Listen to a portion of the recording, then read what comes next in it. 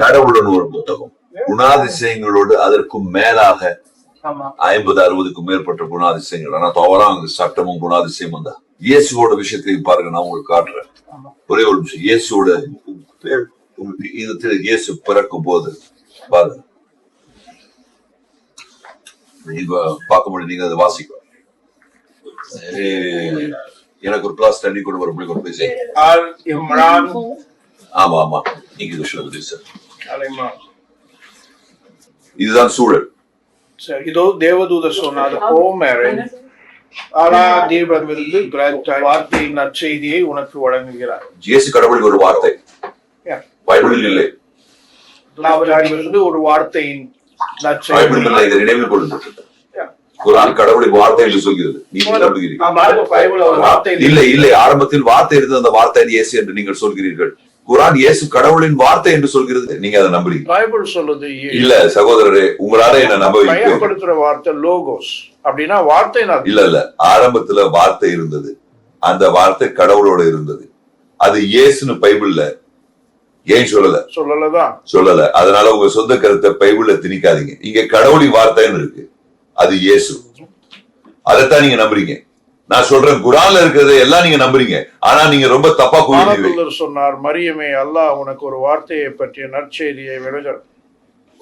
அவரிடம் அல்லாஹ்வின் கிறிஸ்து இயேசு, மரியமின் மகன். மரியமின் மகன் இந்த உலகத்திலும் மறுமையிலும் கண்ணியத்துக்குரியவர், மேலும் அல்லாஹ்வுக்கு மிக நெருக்கமானவர்களில் ஒருவர். அவர் குழந்தை பருவத்திலும் முதிர்ந்த வயதிலும் மக்களிடம் பேசுவார். மேலும் அவர் நீதிமான்களில் ஒருவராக. அவள் சொன்னால், என் இறைவனை, எந்த ஆணும் என்னை தொடாத போது எனக்கு எப்படி ஒரு மகன் பிறப்பான்? அதற்கு அவள் சொன்னார், அப்படியே ஆகட்டும், அல்லாஹ் தான் நாடியதை படைக்கிறான், அவன் ஒரு திட்டத்தை வகுத்துள்ளான். முதல்ல ஆகி என்று சொன்னால் அது ஆகி விடுகிறது. இப்ப மேற்கொண்டு படிங்க. எத்தனை புத்தகங்கள்? அல்லாஹ் வேதத்தையும் ஞானத்தையும் கற்றுக் கொடுப்பான். அப்புறம் சட்டத்தையும், வேத ஞானத்தையும், தௌராத்தையும், இன்ஜிலையும், சட்டத்தையும் நற்செய்தியும் சொல்லி இருக்கு. ஆனா அரபில தௌராத் தான் இல்ல, நற்செய்திங்கிறது தான் காசு. இல்ல இல்ல, ஆனா இங்க பாருங்க ஈசா, மன்னிச்சுக்கோங்க, அல்லாஹ் இறைவன் அவனுக்கு வேதத்தை கற்றுக் கொடுப்பான். அப்புறம் ஞானம், அந்த ஞானம், தௌராத் என்று சட்டம், அப்புறம் இஞ்சில் நற்செய்தி. இப்போ நற்செய்தி நூல்கள்ல அவர் நற்செய்தியை மட்டும்தான் போதிச்சாரு.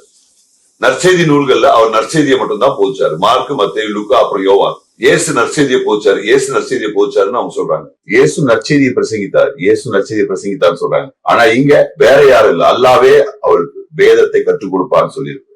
அப்புறம் ஞானத்தையும், தௌராத் சட்டத்தையும், இஞ்சிலையும். இப்போ யூதர்கள், கிறிஸ்தவ முஸ்லிம்களும் சேர்ந்து இவங்க எல்லாரும் இயேசு நற்செய்தியை பிரசங்கித்தார், இயேசு நற்செய்தி. ஏன் எந்த முஸ்லிமானது சொல்ல முடியல?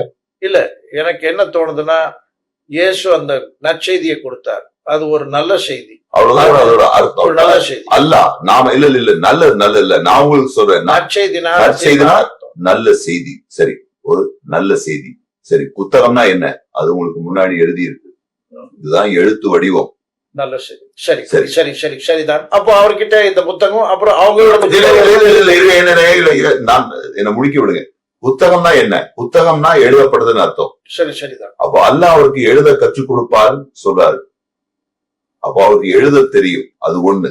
அப்புறம் ஞானத்தை கற்றுக் கொடுப்பார், அந்த ஞானம் புத்தகத்துல விளக்கப்பட்டிருக்கு. அப்புறம் சட்டத்தின் அறிவை கொடுப்பாருன்னு சொல்றாரு. சட்டம்னா என்ன? அப்புறம் அவர் நற்செய்தியை கொடுப்பார். அப்போ அவருக்கு 4 விஷயங்கள் தெரிஞ்சிருந்தது. அவருக்கு எழுத தெரிஞ்சிருந்தது, ஞானம் தெரிஞ்சிருந்தது, சட்டம் தெரிஞ்சிருந்தது, அப்புறம் நற்செய்தி தெரிஞ்சிருந்தது. ஆமா ஆமா ஆமா.